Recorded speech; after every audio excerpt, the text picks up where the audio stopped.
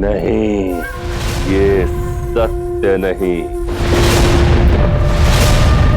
तुमने अभी कहा महाकाल और महाकाली भी अपने कर्म फल से बच नहीं सकते। यदि तुमने मुझे समाप्त किया तो वृंदा को दिया वरदान खंडित हो जाएगा और फिर तुम्हें भी अपना कर्म फल भुगतना होगा। क्या मैंने असत्य कहा?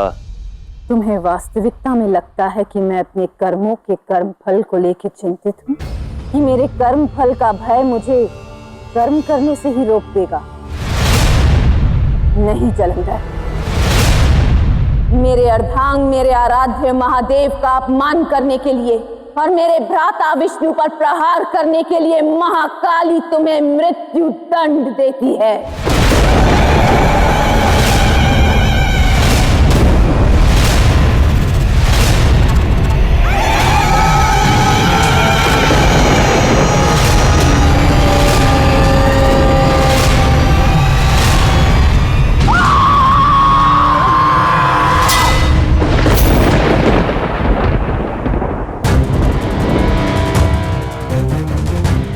कैसी विचित्र सी अनुभूति,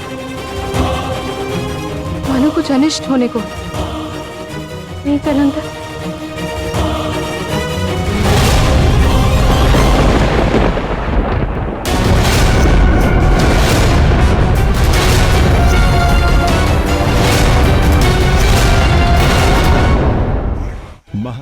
ये क्या नारायण, जलंधर ने मां काली के वार को बाधित कर दिया।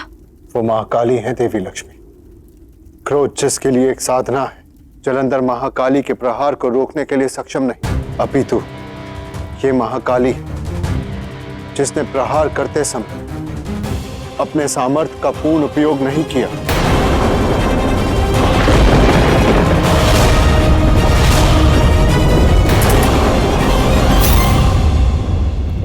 आज मैं शिव की शक्ति, महाकाल की महाकाली यह उद्घोष करती हूं कि इस युद्ध के अंत तक कोई भी देव या त्रिदेव हमारे मध्य नहीं आएगा। ये युद्ध हमारे मध्य ही पूर्ण होगा।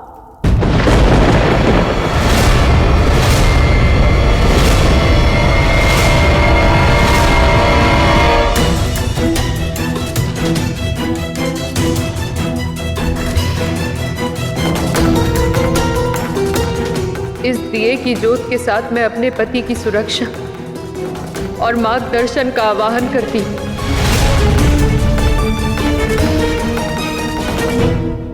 माता, माता, माता।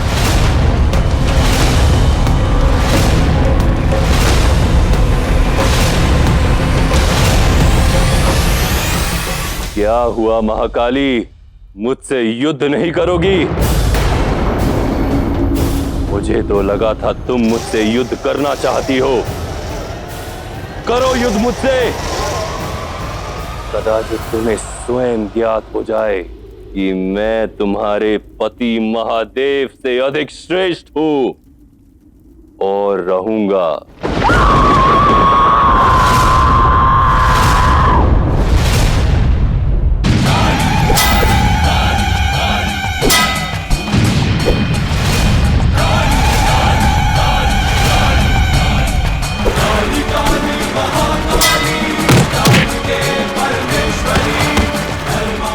महाकाली के समक्ष आत्मसमर्पण कर दो जलंधर, अन्यथा तुम्हारा अंत निश्चित है।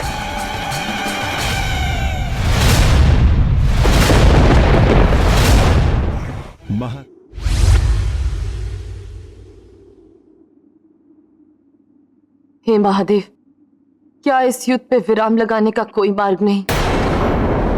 हाँ महादेव, यदि इस युद्ध को नहीं रोका गया तो महाकाली के क्रोध से जलंधर का अंत निश्चित है।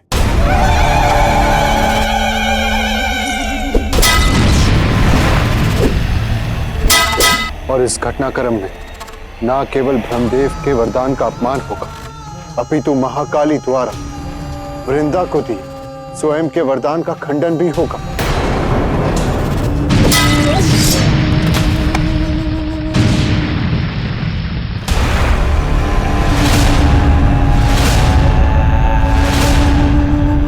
कैसे रोकूं नारायण,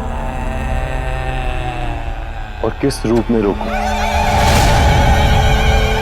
एक अर्धांग के रूप में या त्रिदेव के रूप में? क्योंकि यदि मैं त्रिदेव के रूप में रोकता हूं तो ये महाकाली का अपमान होगा, क्योंकि महाकाली ने युद्ध के आरंभ में ही किसी भी देवी देवता या त्रिदेव को इसमें सम्मिलित होने के लिए मना कर दिया है। और यदि एक अर्धांग के रूप में रोकता तो ये मेरी अर्धांगिनी का तिरस्कार होगा, क्योंकि वो अपने भ्राता और पति के सम्मान के लिए लड़ रही है। हमें इस युद्ध के अंत तक प्रतीक्षा करनी होगी नारायण, और मुझे ज्ञात है महाकाली इस सत्य से अवगत है कि प्रत्येक व्यक्ति को अपना कर्म फल भुगतना होता है, और अवश्य महाकाली अपने कर्म फल को भुगतने के लिए सज्ज है।